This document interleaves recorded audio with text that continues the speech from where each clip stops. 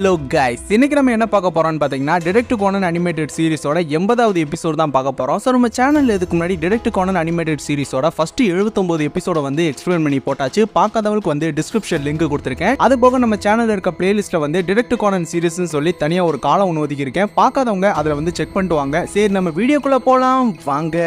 Starting சீன்ல பார்த்துக்கிட்டிங்கன்னா பேக்கா ஆர்ட்ஸ் மியூசியம் காட்டுறாங்க. அங்கே பார்த்துக்கிட்டிங்கன்னா வேர்ல்டு பெயிண்டிங்கான எக்ஸிபிஷன் வந்து நடந்துக்கு இருக்கு. அங்கே வந்து நம்ம ரான் கானன் மோரிசன் வந்து அங்க இருக்க எல்லா பெயிண்டிங்கும் வந்து பார்த்துக்கிட்டு இருக்காங்க. சோனி மோரிசன் வந்து என்னோட கிளைண்டோட கேஸை நான் சால்வ் பண்ணனால இந்த மியூசியத்துக்கான டிக்கெட் எனக்கு எடுத்து கொடுத்தாரு. ஆனா இங்க இருக்க எந்த பெயிண்டிங்கும் எனக்கு சுத்தமா புரியல அப்படின்னு சொல்றப்ப ரான் வந்து எனக்கும் புரியல, பட் ஆனா அது ரொம்ப அழகா இருக்கு அப்படின்னு சொல்றப்ப கானன் வந்து இந்த விஷயத்துல நான் மோரிசனோட பக்கம் தான் அப்படின்னு சொல்றப்ப அடுத்து பார்த்துக்கிட்டிங்கன்னா நம்ம கானனோட பக்கத்துல ஒரு நபர் வந்து அழுக்கான ட்ரெஸ் போட்டுட்டு அங்க இருக்க வேலிகளை தாண்டி ஸ்மோக் பண்ணிக்கிட்டே அந்த பெயிண்டிங்கை வந்து டச் பண்றாரு. சொன்ன செக்யூரிட்டி வேக வேகமா சார் இதெல்லாம் தொடக்கூடாது, முதல்ல இங்கிருந்து வெளியே போங்க அப்படின்னு சொல்லிட்டு அந்த நபரை வந்து வெளியே அனுப்பி விட்டுறாங்க. சொன்ன மோரிசன் வந்து இந்த மாதிரி பிச்சைக்காரனெல்லாம் எதுக்காக உள்ள விடுறாங்க அப்படின்னு சொல்லி இருக்கும் பொழுது அடுத்த நாள் மத்தியானம் பார்த்துக்கிட்டிங்கன்னா கொளுத்துற வெயில வந்து நம்ம ஜென்டா, மிட்சுகி, ஐயுமி, கானன் எல்லாருமே வந்து பேஸ்பால் விளையாண்டுக்கு இருக்காங்க. சொன்ன கானன் வந்து எனக்கு பிடிச்ச சாக்கர் கேம் ஒரு தடவை கூட இவங்க விளையாண்டதே இல்லை அப்படின்னு சொல்றப்ப அந்த கிரவுண்டுக்கு பக்கத்துல வந்து அந்த மியூசியத்துல பார்த்த அந்த நபர் வந்து ஒரு பேப்பர்ல வந்து ஏதோ வரைஞ்சுக்கு இருக்காரு. சொன்ன ஜென்டா வந்து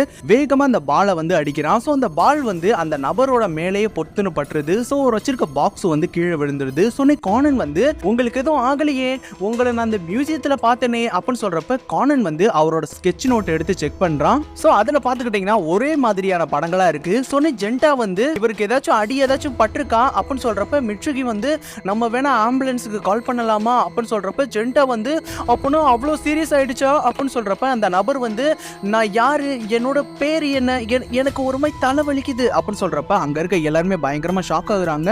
சோனி மிட்சுகி வந்து ஒருவேளை இவர் அம்னீஷியா பேஷண்டா இருப்பாருன்னு நினைக்கிறேன் அப்படின்னு சொல்றப்ப ஜென்டா வந்து நான் அடிச்ச பால்ல தான் இப்படி ஆயிட்டாரா அப்படின்னு சொல்றப்ப கானன் வந்து இல்ல, நீ அடிச்ச பால் வந்து அவரோட கையில தான் பட்டுச்சு அப்படின்னு சொல்லி இருக்கும் பொழுது அந்த நபர் வந்து எனக்கு தலை வலிக்குது அப்படின்னு சொல்லிட்டு பயங்கரமா கத்துறாரு. ஸோ அடுத்து பார்த்துக்கிட்டிங்கன்னா யமாடா ஹாஸ்பிட்டல்ல காட்டுறாங்க. அந்த நபரை வந்து டாக்டர் வந்து ஸ்கேன் பண்ணிக்கிருக்காரு. ஸோ டாக்டர் வந்து அந்த நபர் வந்து ஒரு அம்னீஷியா பேஷண்ட்னு தெரிய வருது. அவருக்கு பழைய ஞாபகங்கள் திரும்ப வந்தனால அவருக்கு தலைவலி ஏற்பட்டிருக்கலாம் அப்படின்னு சொல்றப்ப மிட்சுகி வந்து பால் விழுந்த அதிர்ச்சியில கூட அவருக்கு ஞாபகம் வந்திருக்கலாம் அப்படின்னு சொல்றப்ப கானன் வந்து அவரோட பேரு இல்ல அவர் எங்க இருந்து வந்திருக்காருன்னு ஏதாச்சும் தெரிய வந்திருக்கா அப்படின்னு சொல்றப்ப டாக்டர் வந்து அதெல்லாம் தெரியல, நம்ம போலீஸ்ட ரிப்போர்ட் பண்ணிடலாம், மிச்சதை அவங்க பார்த்துக்குவாங்க அப்படின்னு சொல்லி இருக்கும் பொழுது இவ்வளவு நேரம் மயக்கத்தில் இருந்த நபர் வந்து கண்முழிச்சு பார்த்துறாரு. அடுத்து பார்த்துக்கிட்டிங்கன்னா நம்ம ஜென்டா, ஐமி, மிட்சுகி, கானன் எல்லாருமே வந்து ஹாஸ்பிட்டல்ல இருந்து வெளியில போய்க்கிருக்காங்க. அதே சமயம் கானன் வந்து ஐயோ அவரோட ஸ்கெட்ச் நோட்டை நான் வச்சிருக்கேனே, இதை போய் நான் கொடுத்துட்டு வந்துடுறேன் அப்படின்னு சொல்றப்ப டாக்டரும் அங்க இருக்க நர்ஸ் எல்லாருமே வந்து அந்த நபர் எங்கேயோ போயிட்டாரு, அவரை காணோம் அப்படின்னு சொல்றப்ப நம்ம ஜென்டா, ஐமி, மிட்சுகி, கானன் எல்லாருமே பயங்கரமா ஷாக் ஆகுறாங்க. சொன்ன மிட்சுகி வந்து நாங்க வெளியில தானே நின்னுக்கு இருந்தோம், அவரை பார்க்கவே இல்லையே அப்படின்னு சொல்றப்ப கானன் வந்து அவரோட ட்ரெஸ்ல என்னாச்சு அப்படின்னு சொல்றப்ப டாக்டர் வந்து அவரோட எல்லா ட்ரெஸ்ஸையும் அவர் போட்டுட்டு தான் போயிருக்காரு அப்படின்னு சொல்றப்ப கானன் வந்து அப்ப கண்டிப்பா அவருக்கு பழைய ஞாபகங்கள் திரும்ப வந்திருக்கணும்னு நினைக்கிறேன், ஆனா அவர் எங்க போனாரு அப்படின்னு சொல்லிட்டு யோசிச்சுட்டு இருக்கான். ஸோ அடுத்த நாள் காலையில பார்த்துக்கிட்டிங்கன்னா அதே கிரவுண்ட்ல வந்து நம்ம ஜென்டா, ஐமி, மிட்சுகி, கானன் வந்து பேஸ்பால் விளையாண்டுக்கு இருக்காங்க. ஸோ கானன் வந்து இன்னைக்கு இதே கேமா எனக்கு ரொம்ப போர் அடிக்குது அப்படின்னு சொல்லி இருக்கும் பொழுது இந்த தடவை மிட்சுகி வந்து பாலை வேகமா அடிக்கிறான். ஸோ ஜென்டா வந்து அந்த பாலை பிடிக்கணும்னு வேகமா ஓடும் பொழுது டப்புன கால் தடுக்கி கீழே விழுந்துடுறான். ஸோ எல்லாரும் அங்க வந்து பார்க்கும் பொழுது அவங்க எல்லாருமே ஹாஸ்பிட்டல்ல சேர்த்த அந்த நபர் வந்து இறந்து போய் பிணமா கிடக்கிறாரு. ஸோ அதை பார்த்ததும் எல்லாரும் பயங்கரமா ஷாக் ஆகுறாங்க. ஸோ மிட்சுகி வந்து என்னோட பால் அவர் மேல பட்டனால தான் அவர் இப்படி கிடக்குறாரா அப்படின்னு சொல்றப்ப கானன் வந்து அந்த பாடியை வந்து செக் பண்ணி பார்க்கறான். சோனி கானன் வந்து இல்ல, யாரோ இவரோட கழுத்தை நெரிச்சு இவரை கொலை பண்ணியிருக்கணும் அப்படின்னு சொல்றப்ப ஜென்டா வந்து அப்பனா இது கொலை கேஸா அப்படின்னு சொல்லிக்கிருக்கான். அடுத்து பார்த்துக்கிட்டிங்கன்னா அந்த இடத்துக்கு வந்து போலீஸ் டீம் எல்லாரும் வந்துடுறாங்க.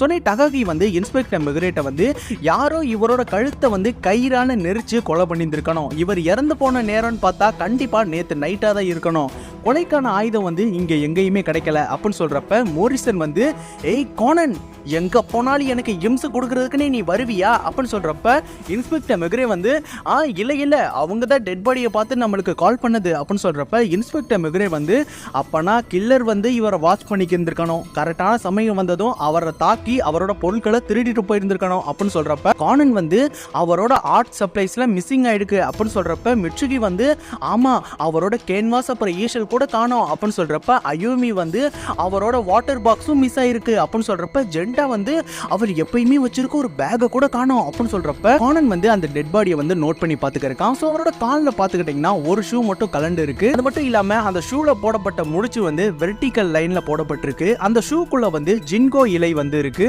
சோ நீ கானன் வந்து இந்த சுத்து வட்டாரத்துல எங்கேயுமே ஜின்கோ மரமே இல்லையே, அப்பனா கண்டிப்பா அந்த ஜின்கோ மரம் இருக்கிற இடத்துல தான் இந்த கொலை நடந்திருக்கணும். அதுக்கப்புறம் அந்த பாடியை அந்த பிரிட்ஜ்ல இருந்து தூக்கி போட்டு இருந்திருக்கணும். ஆனா அவர் எதுக்காக நேத்து ஹாஸ்பிட்டல்ல இருந்து காணாம போனாருன்னு தெரியலையே, இது கண்டிப்பா ஈஸியா முடிகிற கேஸ் மாதிரி எனக்கு தெரியல அப்படின்னு சொல்லிட்டு கானன் வந்து நினைச்சுக்கிருக்கான். அதே சமயம் இன்ஸ்பெக்டர் மிக்ரே வந்து முதல்ல இந்த இறந்து போன நபரோட அடையாளத்தை நம்ம கண்டுபிடிச்சாகணும் அப்படின்னு சொல்றப்ப கானன் வந்து அதாவது மோரிசன் அப்படின்னு சொல்றப்ப மோரிசன் வந்து நம்ம கானனோட தலையில நங்குன்னு ஒரு கொட்டிட்டு நீ எதுவும் பேச வேணாம், முதல்ல இங்க இருந்து போ அப்படின்னு சொல்லிட்டு அங்கிருந்து கிளம்பி போயிடுறாங்க.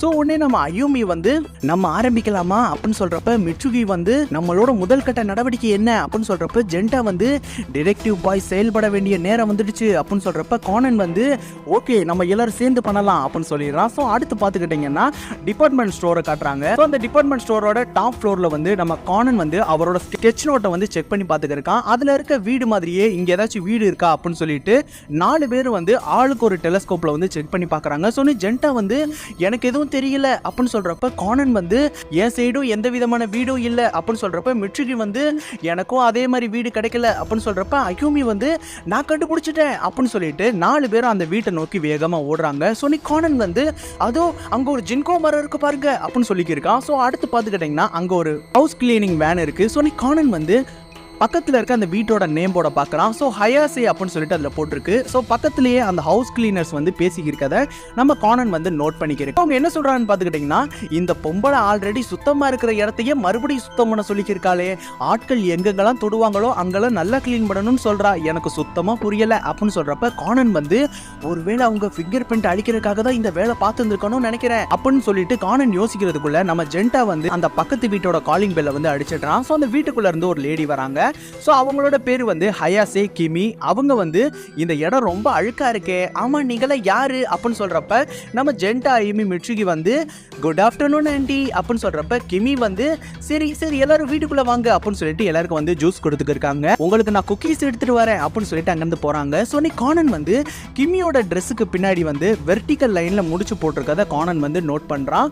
அதே சமயம் கானன் வந்து அவன் வச்சிருக்க ஸ்கெட்ச் நோட்டை வந்து செக் பண்ணும் பொழுது இதுல இருக்க படம் வந்து இந்த ரூமோட ஒத்து போகுது, ஆனா இங்க இருக்கிற எல்லா சோஃபா டிவி எல்லாமே சேஞ்ச் பண்ண மாதிரி தெரியுது அப்படின்னு சொல்றப்ப கானன் வந்து ஆண்டி நீங்க வீட்டை வந்து ரீமாடல் பண்ணீங்களா அப்படின்னு சொல்றப்ப கிமி வந்து ஆமாப்பா அப்படின்னு சொல்றப்ப கானன் வந்து அப்பனா பழைய பொருட்களை என்ன பண்ணீங்க அப்படின்னு சொல்றப்ப கிமி வந்து அதெல்லாம் தூக்கி போட்டாச்சு அப்படின்னு சொல்றப்ப சொன்னி கானன் வந்து அங்க இருக்க அந்த ஆர்ட் ஒர்க் வந்து ரொம்ப புதுசா இருக்கே அப்படின்னு சொல்றப்ப கிமி வந்து ஆமா 2 நாளைக்கு முன்னாடி தான் ஒரு கேலரியில வந்து வாங்கினேன், இந்தாங்க முதல்ல குக்கீஸை சாப்பிடுங்க அப்படின்னு சொல்லிட்டு கொடுக்குறாங்க. சரி கானன் வந்து இந்த வீட்டில இருந்து எவிடன்ஸை கண்டுபிடிக்கிறது ரொம்ப கஷ்டம்னு நினைக்கிறேன் அப்படின்னு சொல்றப்ப கிமி வந்து சரி நீங்க எதுக்காக வந்தீங்க அப்படின்னு சொல்றப்ப அயூமி வந்து ஏய் கானன் அங்க இருக்க அந்த போட்டோவை பாரு அப்படின்னு சொல்றப்ப எல்லாருமே அந்த போட்டோவை பாக்குறாங்க. சோ அந்த போட்டோல இருக்க நபர் வந்து இப்ப இறந்து போன அந்த நபர் மாதிரியே இருக்காரு. சோ அவரோட பேரு பாத்துக்கிட்டீங்கன்னா ஹயாசி டட்சோ. மிட்சுகி வந்து இது கண்டிப்பா அவரே தான், அவரோட மூக்க பாரு அப்படியே சேமா இருக்கு அப்படின்னு சொல்றப்ப கானன் வந்து இவர் கண்ணாடி போட்டிருக்காரு ஆனா இப்ப ஏன் அவர் கண்ணாடி போடல அப்படின்னு சொல்றப்ப கானன் வந்து இவர் யாரு அப்படின்னு சொல்றப்ப கிமி வந்து இவர் என்னோட ஹஸ்பண்ட் அப்படின்னு சொல்றப்ப கானன் வந்து இவரோட டெட் பாடியை போலீஸ் ஆபீசர்ஸ் வந்து பாலத்துக்கு கீழே கண்டுபிடிச்சிருக்காங்க அப்படின்னு சொல்றப்ப கிமி வந்து அதுக்கு வாய்ப்பே கிடையாது, அவர் இறந்து போய் 1 வருஷம் ஆச்சு அப்படின்னு சொல்லிடுறாங்க. ஸோ அடுத்து பார்த்துக்கிட்டிங்கன்னா மோரிசனோட வீட்டை காட்டுறாங்க. ஸோ நம்ம கானன் வந்து காணாம போனவங்க 7 வருஷத்துல திரும்பி வரலனா தானே அவங்க இறந்து போனதான் முடிவு பண்ணுவாங்க, ஆனா கிமி எதுக்கு அதுக்குள்ள இந்த முடிவு எடுக்கணும் அப்படின்னு சொல்றப்ப மோரிசன் வந்து அந்த 1 வருஷத்துக்கு முன்னாடி நடந்த விஷயம் சொன்னதுக்கு அப்புறம் தான் எனக்கு ஒரு விஷயம் ஞாபகம் வருது. சரியா 1 வருஷத்துக்கு முன்னாடி ஒடே பேங்க் ரிப்போர்ட்டரான ஹயாசே வந்து மிஸ்ஸிங் ஆனதா ஒரு கேஸ் இருந்தது, அவர் ஏதோ பனிச்செருவுல மாட்டிக்கிட்டு இறந்து போனதா அந்த கேஸை வந்து க்ளோஸ் பண்ணிருக்காங்க அப்படின்னு சொல்றப்ப கானன் வந்து அது கண்டிப்பா அவரா தான் இருக்கணும் அப்படின்னு சொல்றப்ப ரான் வந்து அப்பா இதெல்லாம் நீங்க எப்படி ஞாபகம் வச்சிருக்கீங்க அப்படின்னு சொல்றப்ப மோரிசன் வந்து ஒரு டிடெக்டிவ்க்கு முக்கியமான அம்சமே ஞாபக சக்தி தான், அது மட்டும் இல்லாம அந்த ஹயாசே மேல பல ஊழல் குற்றச்சாட்டுகள் இருந்தது, அவரை இன்வெஸ்டிகேட் பண்றதுக்கு கூட ஆபீசரை வந்து நியமிச்சிருந்திருக்காங்க. அதுக்கப்புறம் தான் ஆக்சிடென்ட்ல அவர் இறந்து போனது எல்லாமே. அவரோட பணம் சொத்துலாம் எங்க யாருக்கு என்ன போச்சுன்னு யாருக்குமே தெரியல. சில பேர் வந்து அவர் பணத்தோட ஓடி போயிட்டதா பேசிக்கிறாங்க அப்படின்னு சொல்றப்ப மோரிசன் வந்து இன்ஸ்பெக்டர் மெக்ரேயோட நீ போனையே என்னாச்சு அப்படின்னு சொல்றப்ப கானன் வந்து ஆமா அந்த பாடியை வந்து கன்ஃபார்ம் பண்றதுக்காக கெமியை வந்து கூப்பிட்டு போனாங்க. ஆனா கெமி வந்து இவர் பார்க்க என்னோட ஹஸ்பண்ட் மாதிரி இருந்தாலும் இது கண்டிப்பா என்னோட ஹஸ்பண்ட் இல்லைன்னு அவங்க அடிச்சு சொல்றாங்க. நான் கூட அவங்ககிட்ட கேட்டேன் ஹயாசேவோட சொந்தக்காரங்க யாராச்சும் இருக்காங்களான்னு. உதாரணத்துக்கு அவங்களோட அப்பா அம்மா இல்ல சிப்ளிங்ஸ் யாராச்சும் இருக்காங்களான்னு கேட்டேன். அவங்க யாருமே இல்லைன்னு சொல்லிட்டாங்க. அது மட்டும் இல்லாம அந்த சமயத்துல டகாகி வந்து ஸ்மோக் பண்ணிக்கிருந்தான். கிமி வந்து உடனடியாக பயங்கரமா டென்ஷன் ஆகி என் முன்னாடி ஸ்மோக் பண்ணாத அப்படின்னு சொல்லிட்டு அந்த விண்டோவை வந்து வேகமா ஓபன் பண்ணாங்க. இன்ஸ்பெக்டர் மெக்ரே கூட ஹயாசியோட பொருட்கள் ஏதாச்சும் வீட்டுல இருக்கா, அவரோட ஃபிங்கர் பிரிண்ட் சம்பந்தமா ஏதாச்சும் இருக்கான்னு கேட்கும் பொழுது கிமி வந்து இல்லைன்னு சொல்லிட்டாங்க. அவர் படம் வரைகிறது அவரோட ஹாபியா, அதை வரையணும்னு சொல்லி போய் தான் அவர் பனிச்செறிவுல இறந்து போனதா அவங்க சொன்னாங்க. அது மட்டும் இல்லாம அவர் பண்ண ஊழல்னால மீடியாவும் மக்களும் அவங்கள ரொம்ப அவமானப்படுத்திட்டாங்களாம். அதனால இதை பத்தி திரும்ப பேச வராதீங்கன்னு அவங்க சொல்லிட்டாங்க அப்படின்னு சொல்லிட்டு நம்ம கானன் வந்து மோரிசன் சொல்லிக்கிருக்கான். சொன்னே மோரிசன் வந்து அப்ப கிமி சொல்றத நம்புறத தவிர நம்மளுக்கு வேற வழியே இல்ல அப்படின்னு சொல்றப்ப கானன் வந்து கண்டிப்பா இறந்து போனது ஹயாசே டட்சுவா தான் இருக்கணும். ஆனா அதை ப்ரூவ் பண்றத எப்படின்னு எனக்கு தெரியல அப்படின்னு சொல்லி இருக்கும் பொழுது அடுத்து பாத்துக்கிட்டீங்கன்னா நம்ம ஜென்டா ஐமி மிட்சுகி கானன் வந்து மறுபடியும் கிமி வீட்டுக்கு போறாங்க. சொன்னே கிமி வந்து இந்த தடவை என்னாச்சு அப்படின்னு சொல்றப்ப கானன் வந்து போன தடவை எங்களோட பொருளை ஒண்ணு மிஸ் பண்ணிட்டோம், அதை எடுக்கிறதுக்காக தான் வந்தோம் அப்படின்னு சொல்றப்ப எல்லாரும் உள்ள போறாங்க. சொன்னே ஜென்டா வந்து எங்களுக்கு நீங்க போன தடவை கொடுத்த குக்கீஸ் கிடைக்குமா அப்படின்னு சொல்றப்ப கிமி அங்க இருந்து போறாங்க. சொன்னே கானன் வந்து வேகமா அந்த ரூமை வந்து செக் பண்ணிக்கிறான். அப்ப பாத்துக்கிட்டீங்கன்னா அங்க இருக்க பெஞ்ச்ல வந்து ஒரு பர்ன் மார்க்கை வந்து நம்ம கானன் வந்து கண்டுபிடிக்கிறான். அதே சமயம் கதவுக்கு வெளியில வந்து நிறைய ஜின்கோ இலைகள் இருக்கிறத நம்ம கானன் வந்து நோட் பண்றான். சோ கண்டிப்பா இந்த இலையை தான் ஹயாசி வந்து மிதிச்சிருந்திருக்கணும் அப்படின்னு சொல்லிட்டு திடீர்னு கானன் வந்து ஷாக் ஆகுறான். ஜின்கோ இலைகள், விண்டோ, பர்ன் மார்க், போட்டோல வேற அவர் கண்ணாடி போட்டிருக்காரு. இந்த பெயிண்டிங் கண்டுபிடிச்சிட்டேன். ஹயாசிக்கு ஞாபகம் வந்த அடுத்த நிமிஷமே அவர் இந்த வீட்டுக்கு வந்திருக்கணும் அப்படின்னு சொல்லிட்டு கானன் முடிவு பண்ணிடுறான். ஸோ அடுத்து பார்த்துக்கிட்டீங்கன்னா கானன் வந்து ஃபோன் பூத்தில் நின்றுக்கிட்டு மோரிசன் வாய்ஸில் வந்து இன்ஸ்பெக்டர் மெக்ரேட்டையும் இன்ஸ்பெக்டர் மெக்ரேயோட வாய்ஸில் வந்து மோரிசன்ட்டையும் கால் பண்ணி கிமி வீட்டுக்கு வாங்க, என்கிட்ட ஒரு எவிடன்ஸ் கிடைச்சிருச்சு அப்படின்னு சொல்லி கூப்பிட்டு இருக்கான். ஸோ அடுத்து பார்த்துக்கிட்டீங்கன்னா கிமியோட வீட்டுக்கு வந்து நம்ம கானன், இன்ஸ்பெக்டர் மெக்ரே, மோரிசன், ரான், டகாகி எல்லாரும் வந்து சேர்ந்துடுறாங்க. ஸோ கிமி வந்து இந்த தடவை எதுக்காக எல்லாருமே வந்திருக்கீங்க அப்படின்னு சொல்றப்ப இன்ஸ்பெக்டர் மெக்ரே வந்து மோரிசனுக்கு ஒரு சாலிட் எவிடன்ஸ் கிடைச்சிருக்கு, அதனால தான் நாங்க வந்திருக்கோம் அப்படின்னு சொல்றப்ப மோரிசன் வந்து என்னது நான் எவிடன்ஸ் கிடைச்சதுன்னு சொன்னேன்னா அப்படின்னு சொல்றப்ப கானன் வந்து தன்னோட வாட்ச் மூலியமா மோரிசனை அடிச்சு மயக்கமோட வச்சிடறான்.